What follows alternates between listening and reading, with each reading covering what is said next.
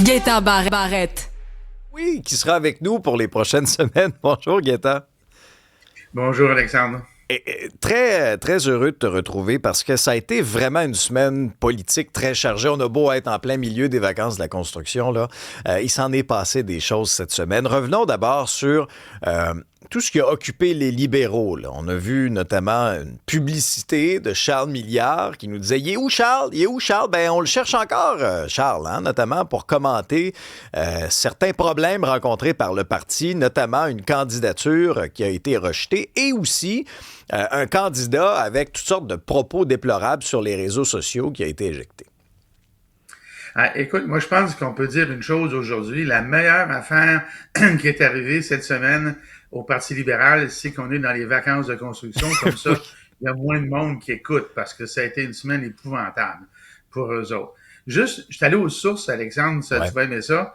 Au Parti libéral, la publicité avait déjà été donnée notamment à notre collègue Laforêt. Alors, lui, il avait la publicité, c'est qu'il n'a pas le choix, là, il va la passer, c'est une exclusivité. Mais il ne pouvait pas prévoir l'histoire de l'acteur, Savard, Michel Savard, qui, lui, a fait les sorties que l'on connaît aujourd'hui. Et il ne pouvait pas préparer non plus, il ne pouvait pas savoir qu'il allait avoir l'histoire de la députée potentielle, dont j'oublie toujours le nom, parce que je pense toujours Bordelot, là, mais c'est pas ça. C'est Beaudelot. Ouais, Beaudelot, Madame Beaudelot. Alors, elle sort et puis elle fait une affirmation absolument extraordinaire à l'effet que l'UPAC aurait dit à Charles Milliard, selon quelqu'un qui a dit ça à la députée qui est maintenant plus députée, la candidate qui n'est plus candidate, que l'UPAC aurait dit de se tenir loin d'elle. Et ça, c'est très grave, parce que quand tu dis une chose comme ça, tu viens essentiellement d'insinuer que l'UPAC est une police politique. Et crois-moi, Alexandre, jamais l'UPAC ou quelque corps policier que ce soit va faire ce genre d'intervention-là. Parce que c'est pas une police politique, là, Gaétan, l'UPAC, là. Ils n'ont pas d'affaires là. Ils n'ont pas d'affaires là. Alors, la personne qui a affirmé ça, puis on ne sait pas c'est qui, mais ça met en cause Charles Milliard, et Charles Milliard ne réagit pas. Normalement, là, aujourd'hui, il aurait dû réagir. Alors, tu as une semaine où tu as des candidats qui tiennent des propos controversés ou qui lancent dans l'espace public des informations qui sont très, très chargées, et puis tu lances une publicité qui est censée être positive, mais qui, dans le fond, ne l'est pas, parce que ça faisait pas mal ouais Charlie, là. C'était pas joli, là, cette publicité-là. On comprend un petit peu d'humour, essayer de prendre la place, mais au bout de la ligne, le résultat net du parti pour le Parti libéral, c'est zéro, je retiens rien. Là. Non, parce que moi, j'ai vraiment pas compris, effectivement, l'espèce de stratégie de communication derrière ça. Tu sais, je dis pas si Charles Milliard là, acceptait toutes les entrevues, était très présent, mais tu sais, on sent vraiment qu'on a resserré les communications autour de lui pour ne pas trop l'exposer. Tu sais, à un moment donné, Charles Milliard va devoir venir s'asseoir dans les plateaux de télévision pour répondre aux questions, chose qu'il n'a pas fait cette semaine en pleine tourmente. Ça, faut le noter, là.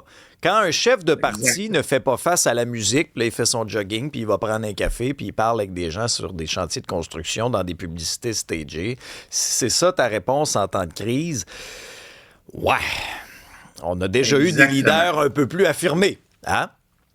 Exactement. Surtout qu'à la case départ, quand il est arrivé, son premier problème, là, c'était qu'il n'était pas connu. Alors, il l'a entretenu pendant tout le mois de juillet, c'est-à-dire qu'il n'avait pas donné d'entrevue. Là, il arrive avec une publicité un peu bonbon, là, qui est légère. Bon, on peut comprendre. Mais la légèreté est encore plus légère quand il n'y a pas eu de substance pendant le mois. Alors là, à un moment donné, il y a le mois d'août s'en vient. S'il rectifie pas le tir, je pense qu'il sera pas sur la même ligne de départ que les autres lorsque la campagne va être relancée. Ouais. Et chez les caquistes, Gaétan? Les caquistes, eux autres, c'est extraordinaire parce que Christine Fréchette, c'est bien évident qu'elle avait un plan. Elle, c'est le contraire de Charles Milliard. Quand elle est arrivée, personne ne la connaissait, elle non plus, ou très peu. C'était une ministre, là, mais souvent les ministres sont pas très connus, même s'ils sont ministres. Elle fait une course à la chefferie. On lui reproche d'être beige, pas bête, là, mais beige, puis elle est pas connue. On dit d'elle qu'elle est pas capable de prendre des décisions. Toutes les choses qu'on dit négativement dans une course à la chefferie. Et là, ça a été son point de départ, qui était vraiment à zéro dans les faits. Et elle n'arrête pas de croître. Elle a un plan, elle exécute son plan d'une façon impeccable. L'organisation de la CAQ a toujours quelque chose en réserve à annoncer. Elle prend de la place dans l'opinion publique, dans l'espace public. Elle accepte les entrevues. Elle est partout. Elle est tellement partout que les oppositions le lui reprochent. Mais sa job à elle, là, mettons-nous dans ses souliers, c'est de se créer une notoriété positive. Alors, elle a réussi à faire, depuis qu'elle a été nommée, depuis que la course à la chefferie de la CAQ a été lancée, elle a réussi à se mettre aujourd'hui au même niveau que les autres et je dirais même devant les autres. Moi, je conclus aujourd'hui qu'elle est devant Charles Milliard et évidemment, il n'y a aucun doute qu'elle est devant Ruba Gazal. Alors, elle n'est pas devant Paul Saint-Pierre Plamondon qui, lui, sagement a pris une pause un peu médiatique. C'est la chose qu'il devait faire. Elle est devant aussi Éric Duhem, mais qui, quand même, dans la région de Québec, prend beaucoup de place. Ça fait quoi, ça? Ça fait beaucoup de monde prêt pour les blocs de départ au lancement de la campagne électorale. Ça va être intéressant. Oui, c'était un 100 jours vraiment assez réussi pour Mme Fréchette, qui était cette semaine à Charlottetown, cette conférence des premiers ministres. On a beaucoup parlé, bien sûr, de cette menace de tarifs du président américain Donald Trump. On a senti Mme Fréchette aussi très, très alignée quand même sur la position de Mark Carney, quoiqu'elle veut voir des résultats. Mais as-tu été déçu hier qu'elle ne fasse pas de point de presse? On a eu droit à une espèce de petite vidéo enregistrée sur le réseau social américain X. J'ai trouvé ça bizarre, moi. Ah, écoute, moi, là, il n'y a à peu près personne qui a noté ça, là. J'en ai parlé hier aux nouvelles TVA, à la joie des analystes. Ça marche toujours de la même manière dans ces conférences-là. Que ce soit les ministres, que ce soit les premiers ministres, c'est toujours la même chose. Tu as une chorégraphie, les drapeaux sont posés de la même manière, tu sors de la conférence, tu as passé une journée au complet et il y a un point de presse. La seule raison, il y en a juste une, en fait, il y en a deux, là, parce que la personne pourrait tomber malade immédiatement, mais éliminons ça.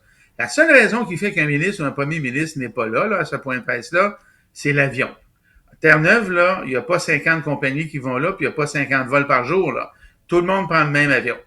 Alors, Christine Fréchette, non seulement elle n'était pas au point de presse, mais donc elle n'était pas une période de questions, mais en plus, elle a fait une vidéo qu'elle a mise sur les réseaux sociaux.